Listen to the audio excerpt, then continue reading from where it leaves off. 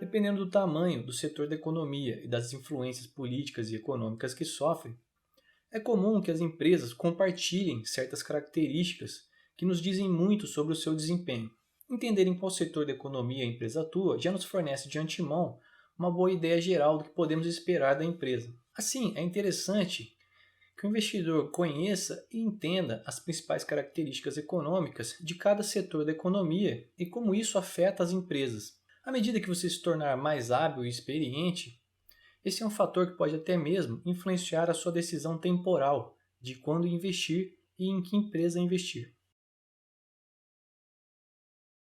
Um conceito que todo investidor deve ter em mente é o conceito dos ciclos econômicos. Os ciclos econômicos são resultado da alternância de períodos de expansão e contração da economia. Os economistas costumam dividir os ciclos em 4 estágios: o estágio da expansão, caracterizado por crescimento, taxas de juros baixas, aumento de produção; o estágio do pico, quando o crescimento atinge seu valor máximo e certos desequilíbrios surgem; o estágio de contração, que é um período de correção, onde os excessos da expansão são corrigidos, há uma redução do crescimento ou até mesmo uma recessão; e o quarto estágio, o do fundo, quando a economia está em seu pior momento, mas novas alocações de capital começam a ser feitas e essas darão início à próxima expansão.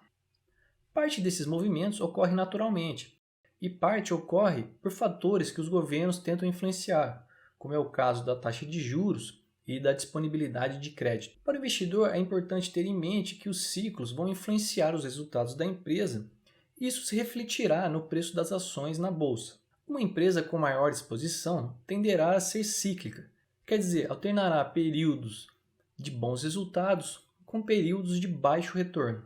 Já outras empresas serão mais resilientes, tendo bons resultados, mesmo em períodos em que a economia está sofrendo. De forma geral, podemos enquadrar a empresa em 4 diferentes períodos de maturidade. Período da fundação, em que a empresa está iniciando e muitas vezes não tem receita, necessitando de aportes de capital dos próprios donos ou de investidores. Período de crescimento, em que ocorre um aumento considerável da receita e a empresa começa a poder investir no seu próprio crescimento. Em determinado momento, as receitas superam as despesas e a empresa começa a ter lucro e fluxo de caixa positivo.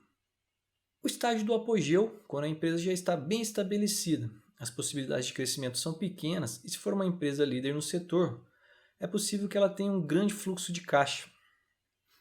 O estágio do declínio é a fase em que a empresa começa a perder receitas e não consegue se reposicionar no mercado. Muitas vezes acaba comprada por outra empresa ou deixa de exercer suas atividades. Entender em que fase do seu ciclo de vida a empresa se encontra é um aspecto muito importante a se levar em consideração quando vamos investir na empresa.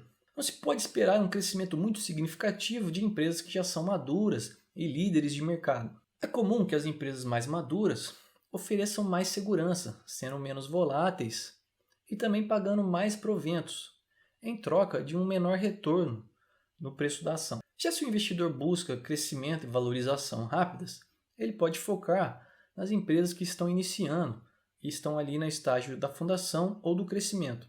Essas empresas estão investindo pesado na expansão das suas atividades e têm muito maior probabilidade de conseguirem obter um crescimento considerável. Por outro lado, a chance das coisas darem errado é muito maior, o que aumenta o risco, e não sobra dinheiro para o pagamento de proventos. Se multiplicarmos o preço da ação de uma empresa pelo total de ações que ela possui, obtemos uma métrica chamada de valor de mercado, que em inglês é Market Capitalization. Surgem daí duas classificações para as empresas: Small Caps, que são empresas de menor valor de mercado, e Large Caps, empresas de maior valor de mercado. Empresas Small Caps, por ainda serem pequenas, oferecem mais oportunidades de crescimento. No entanto, a empresa ter uma pequena capitalização não quer dizer que ela esteja no estágio da fundação ou do crescimento. Há Small Caps que já são empresas bem estabelecidas, mas não conseguiram grande capitalização. O fato é que é muito mais fácil para uma empresa pequena conseguir aumentar as suas receitas, até mesmo duplicar ou triplicar, em comparação a uma empresa que já é grande, bem estabelecida e domina uma grande fatia do mercado. Além disso, as empresas de pouca capitalização podem se beneficiar mais rapidamente de mudanças nos ciclos econômicos ou de incentivos fiscais e monetários. Já as empresas large caps costumam ser aquelas empresas que já estão na fase de maturidade, bem estabelecidas e dominam uma grande fatia do mercado. Isso torna mais difícil para essas empresas conseguirem um crescimento significativo. Se uma empresa de grande valor de mercado tem as contas equilibradas e é bastante lucrativa, é comum que seja chamada pelo termo de blue chip, em referência à ficha mais valiosa do jogo de pôquer. É comum que se associem as empresas blue chips a mais segurança e estabilidade, pois essas empresas costumam ser menos voláteis. Por outro lado, não têm crescimento significativo. O risco é menor, mas as possibilidades de retorno também são. Como as empresas que atuam no mesmo setor da economia costumam compartilhar características semelhantes, é útil para os analistas e investidores classificar as empresas de acordo com o setor da economia em que atuam. Isso permite avaliar as características e a performance do setor como um todo, além de facilitar na hora de comparar uma empresa com outra.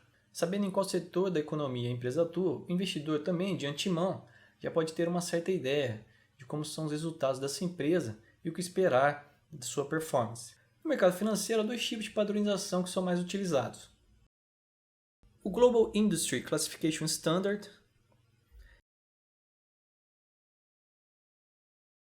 e o Industry Classification Benchmark.